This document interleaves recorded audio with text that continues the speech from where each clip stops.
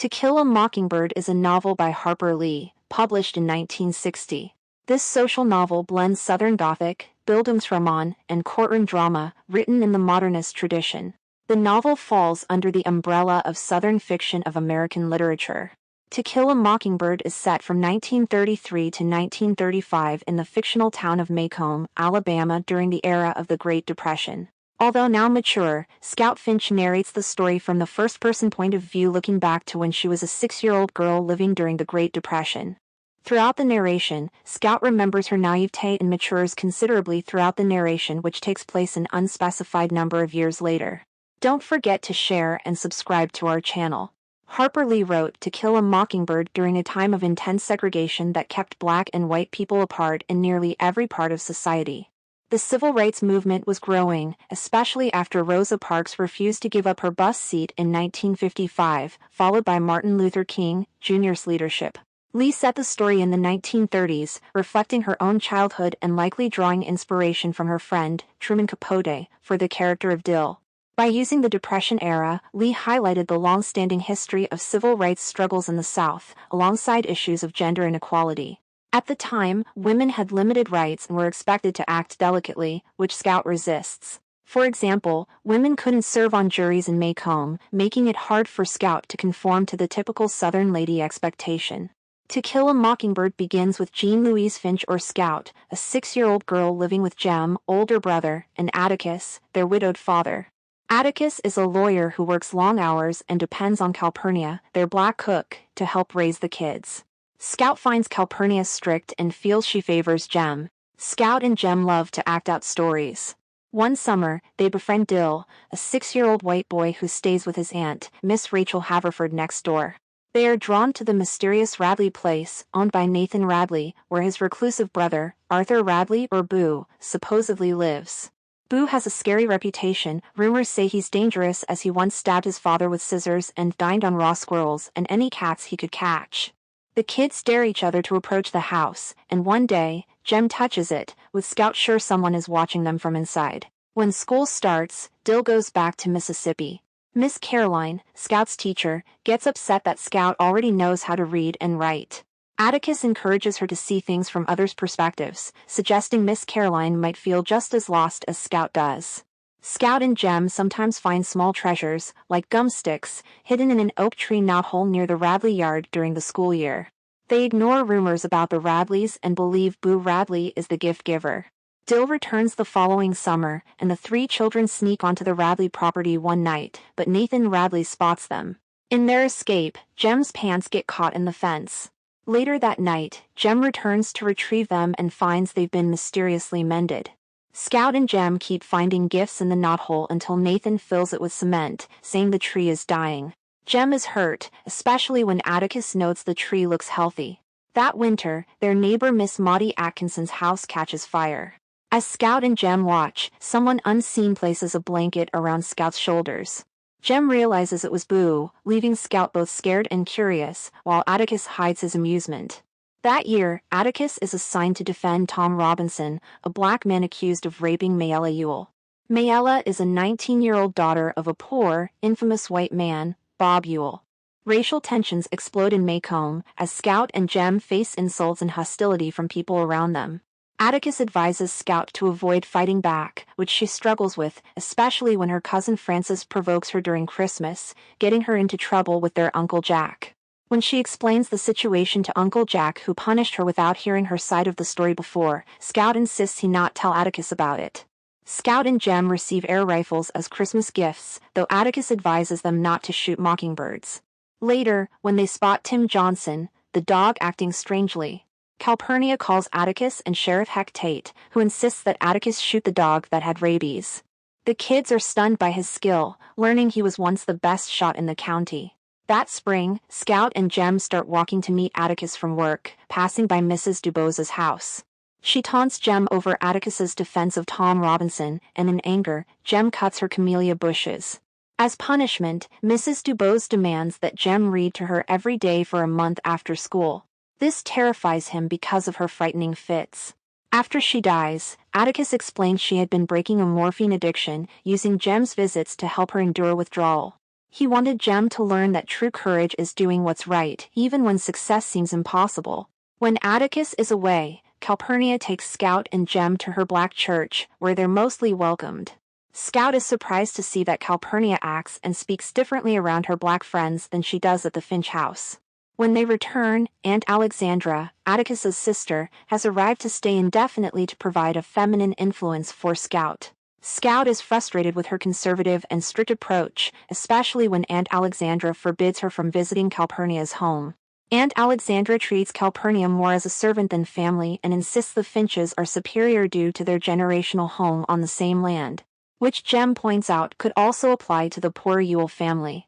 That same day, Scout finds Dill hiding under her bed after running away from his mother's house and her new husband. Although Jem breaks their code by telling Atticus, Dill's mother and Aunt Rachel let him stay in Maycomb. Dill confides that he ran away because he was lonely, speculating that Boo Radley must also stay hidden out of loneliness. Before Tom Robinson's trial, tensions heighten in Maycomb. Groups of men meet at the Finch home, and the day before the trial, a mob gathers outside the jail where Tom is held. Scout, Jem, and Dill sneak out and find Atticus confronting the mob. Scared, Scout recognizes Mr. Cunningham, a classmate's father, and innocently asks him about his son Walter. Shamed, Mr. Cunningham disbands the crowd. The next morning, Scout's bravery becomes the talk of the town, impressing Dill but irritating Aunt Alexandra. At the trial, Atticus defends Tom Robinson, showing that Tom couldn't have beaten Mayella because his left arm is useless, while her injuries were from a left-handed person. Atticus suggests that her father, Bob Ewell, beat her when he caught her propositioning Tom. Tom ran because he felt he had no other choice, even if it made him look guilty. Scout, Jem, and Dill watch the trial from the colored balcony with the black attendees. When Mr. Gilmer, the prosecuting lawyer, questions Tom, Dill becomes upset by his racist tone and steps outside, where they meet Mr. Raymond, a white man who lives with black people. He tells Dill that children feel the unfairness of racism more strongly than adults, who often ignore it. Jem is confident Atticus will win, but the all-white jury convicts Tom. Jem is crushed, and even more so when Tom is later killed trying to escape prison. Despite the conviction, Bob Ewell remains angry and harasses Tom's widow, Helen Robinson, and Judge Taylor. Atticus believes Ewell is a harmless threat after Ewell spits on him. However, Ewell attacks Jem and Scout on Halloween night as they walk home alone. In the struggle, Jem's arm is broken, but someone steps in and saves them, fatally stabbing Ewell in the process. Scout realizes their rescuer is Boo Radley. Sheriff Tate decides to keep Boo's involvement secret, which Scout agrees with, saying it would be like shooting a mockingbird to punish him.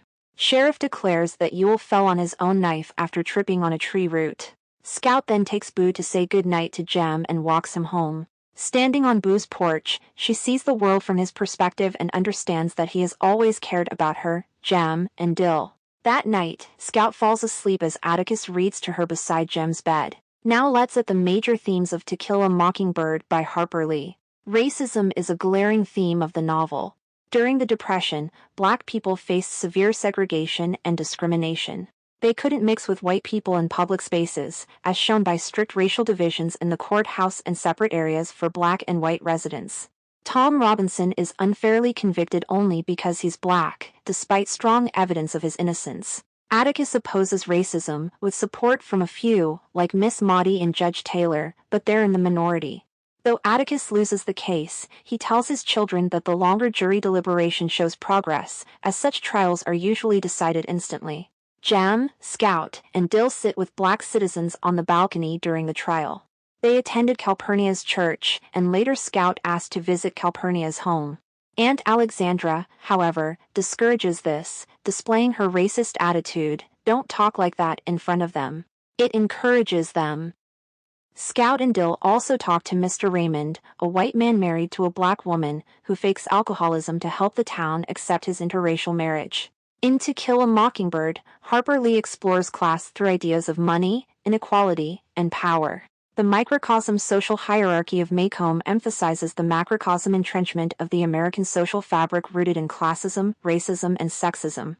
Aunt Alexandra supports Maycomb's strict class divisions, refusing to let Scout invite poor classmate Walter Cunningham over, calling him "he is trash. I'll not have you." Picking up his habits. Alexandra also sees the Yules as lower class than the Finches, who are well off and near the top of Macomb's hierarchy. This hierarchy places regular townspeople below the Finches, farmers like the Cunninghams beneath them, and the Yules at the bottom. Macomb's black population, however, ranks below all white families, including the Yules, which allows Bob Ewell to feel superior enough to persecute Tom Robinson. Scout and Jem struggle with these class views. Scout believes folks are just folks, while Jem thinks the class is linked to family history and education. Gender and racial inequality are also intertwined into Macomb's culture. For instance, women can't serve on juries, and Jem teases Scout, "You're getting more like a girl every day." Mr. Gilmer, the prosecutor, treats Bob Ewell, a white man, far more respectfully than he treats Tom Robinson, a black, showing deep-seated racism in Macomb. On her first day of school, Scout explains class differences when Walter Cunningham declines a loaned quarter for lunch, knowing his family can only pay through trade. This interaction shows Macomb's rigid social and economic layers. The Mockingbird symbolizes innocence and goodness. Many characters lose their innocence by encountering cruelty and evil. Tom Robinson, wrongly accused of assaulting Mayella Ewell, is innocent but still convicted and killed. Mr. Underwood, newspaper editor, likened Tom's death to the senseless slaughter of songbirds by hunters. This reaffirms Atticus's warning to Scout and Jem not to shoot mockingbirds, which only bring joy. Miss Maudie explained to Scout, "Mockingbirds don't do one thing but sing their hearts out for us. That's why it's a sin to kill a mockingbird." Boo Radley, isolated by his father for a mistake in his youth, observes quietly from his home without causing harm. When he saves Jem and Scout from Bob Ewell, the sheriff decides not to arrest Boo, saying it would be sort of like shooting a mockingbird, as Boo is vulnerable.